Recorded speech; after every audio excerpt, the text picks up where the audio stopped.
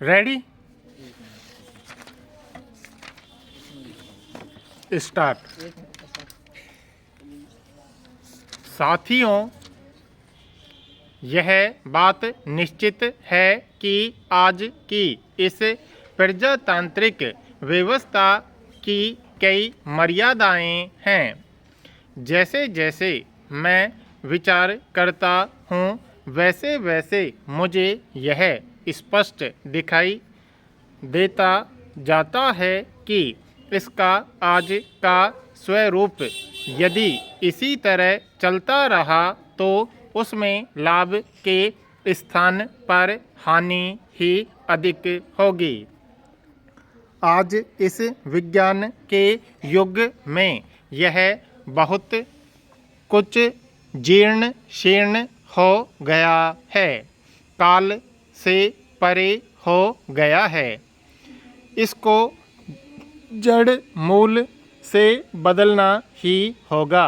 इसका स्वरूप हमने पश्चिम से लिया है।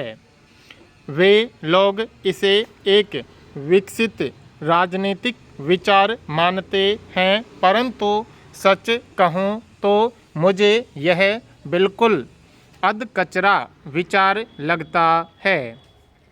इसे चलाया किसने है? मैं तो कहूँगा कि जिन लोगों को आपस में मिलजुल कर रहना नहीं आता और जो राजनीति में पिछड़े हुए हैं, उन्होंने ही यह चलाया है। यूरोप में भी लोगों के बीच आपसी खींचतान चली और बाद में स्वयं के द्वैध युद्ध में उन्होंने धीरे धीरे पूरी दुनिया को झोंक दिया, राष्ट्र स्थापित किए और सिर्फ एक यांत्रिक औपचारिक लोकतंत्र खड़ा कर दिया। क्या यह विकसित राजनीति है? बिल्कुल नहीं। इसमें तो बहुत कुछ शोधन और परिमार्जन करना होगा। यदि सही अर्थों में प्रजातंत्र लाना है तो केवल हमारे देश में ही नहीं, सारी दुनिया के प्रजातंत्र का आज का पूरा स्वरूप ही बदलना होगा।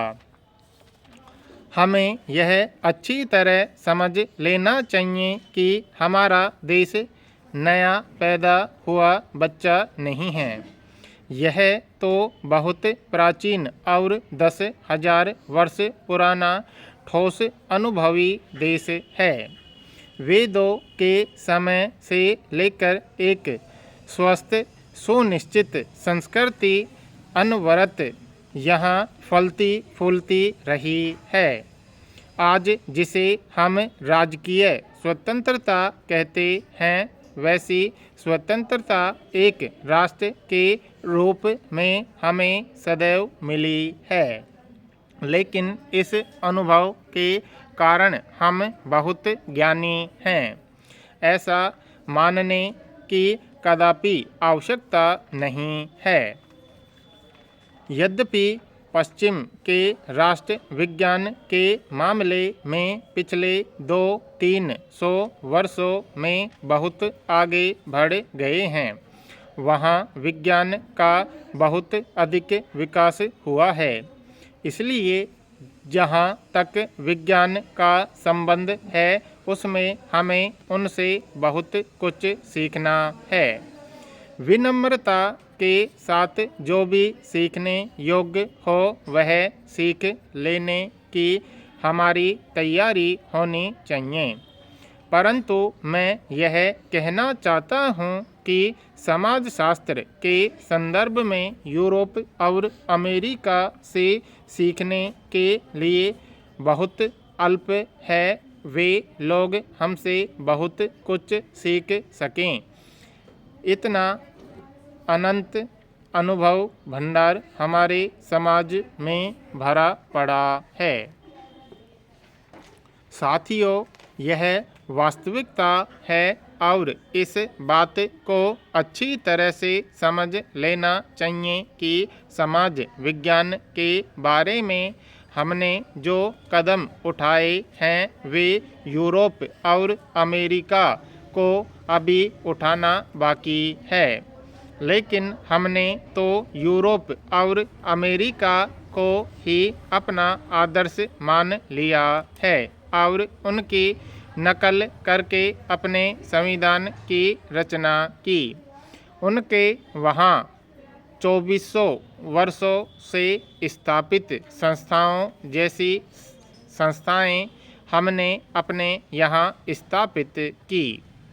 ऐसा करने के बदले हमने अनुभव के आधार पर अपनी संस्कृति और अपने देश की परिस्थिति के अनुरूप अलग संस्था स्थापित की होती तो हम बहुत आगे बढ़ गए होते और उनको भी उससे कुछ नया सीखने को मिलता, लेकिन हमने तो पूरा स्वरूप व चिंतन पूरा वहाँ का ही ले लिया।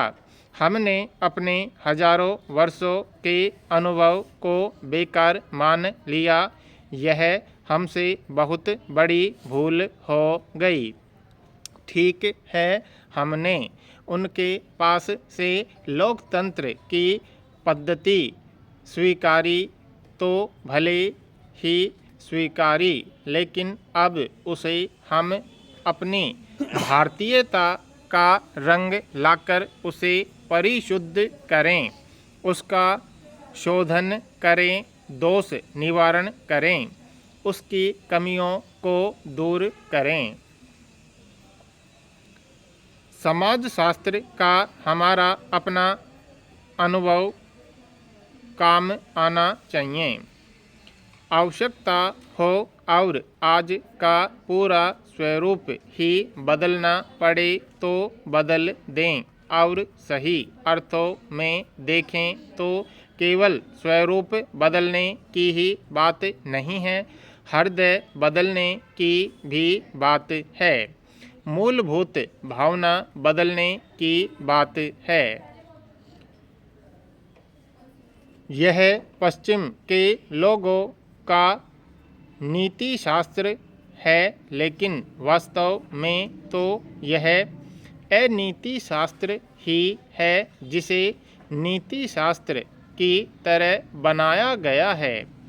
इसमें परस्पर हित विरोध की ही कल्पना है और ऐसा मानना बहुमत के लिए अल्पमत का बलिदान करवाना है, जो कि एक गलत धारणा है। इसी कारण आज दुनिया में बहुमत और अल्पमत का झगड़ा मचा है। भारतीय परंपरा तो इससे निराली है। यहाँ तो हम सर्वभूत हित ऐसा विलक्षण शब्द काम में लेते हैं। सर्वभूत में मानव जाति के साथ दूसरा भी सभी कुछ आ जाता है। यहाँ तो यह माना जाता है कि फसल पर पक्षियों का भी हक है। ऐसी भावना ही प्रजातंत्र को उसके सही स्वरूप में पूर्ण रूप से विकसित कर सफल बना सकेगी। प्रजातंत्र का वास्तविक अर्थ ही यह है कि परस्पर के हित के बीच से विरोध दूर हो, सबका हित एक है।